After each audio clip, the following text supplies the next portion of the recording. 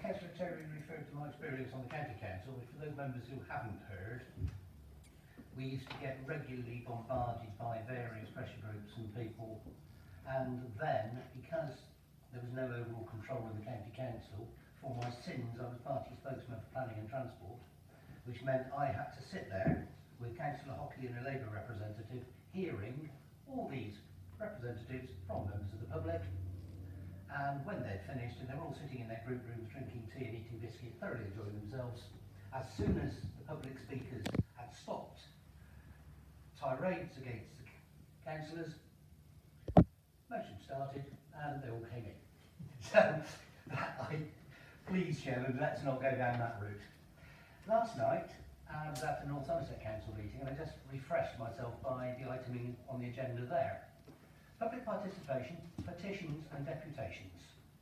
The Council will hear any person who wishes to address in accordance with the standing orders. The Chairman will select the order, blah, and then we start the meeting.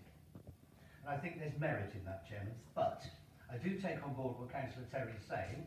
We are changing a clerk, we're getting near to the end of the council time. We have just basically adopted the national standing orders with very few amendments. I don't think now is the time to change.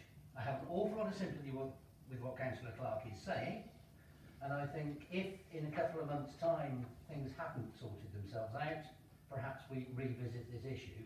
But at the moment, I don't think we ought to, Chairman.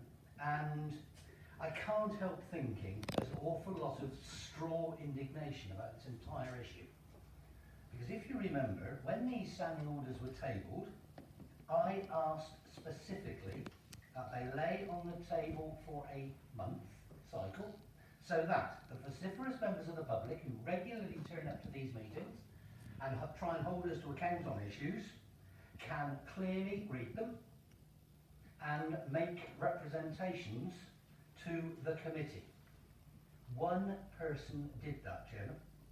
Only one person in this town bothered to comment on these documents, and all credit to Cllrs for doing it.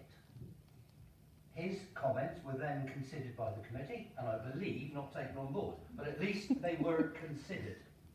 Chairman, if this issue had been so serious as various people are trying to make it out as to the end of democracy in this town, somebody else would have raised it. So, bluntly, Chairman, I think we ought to stay as we are now, ask your good self to be as open-handed as you have been tonight and on previous occasions, and see how it goes for a few more meetings. Thank you. I mean, I would